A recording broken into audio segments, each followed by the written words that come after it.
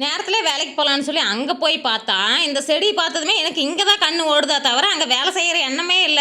ஒரே ஒரு செடி தான் இருந்துச்சு. "யார் முந்துறீங்களோ முந்திக்கோங்க" அப்படின்னு சொல்லி சொன்னதுனால, நான் போய் கை வச்சதுமே யாருமே வந்து தொடல. "சரி நீ தான் பறிச்சுக்க கண்ணு" அப்படின்னு சொல்லி விட்டுட்டாங்க.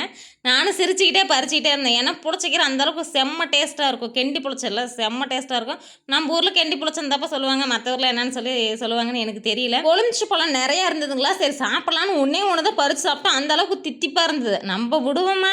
தொரட்டி எடுத்து அறுக்கலான்னு சொல்லி அறுத்த பாட்டுக்கு, இந்த கிளையெல்லாம் புடிச்சு அறுக்கிற மாரி ஆயிருச்சு. அப்புறம் குறி வச்சு அறுத்தா சரியா இருக்கும் அப்படின்னு சொல்லி சொன்னாங்க. கரெக்ட்டா அறுத்துக்கிட்டே இருந்தோம். பழக்கடையே வச்சிருக்க மாட்டிருக்கு. அந்த அளவுக்கு பழத்தெல்லாம் அறுத்து தள்ளிட்டோம். இந்த தட்டை இருக்கிற அருவா, இல்லன்னா இந்த கொக்கி மாரி இருக்கிற கம்பியில தான் இந்த தொரட்டி கட்டி வச்சு நான் பார்த்துருக்கேன். இவங்க என்னடான்னா, கொடுவாவிலே கட்டி வச்சிருந்தாங்க. விடுவாங்களா?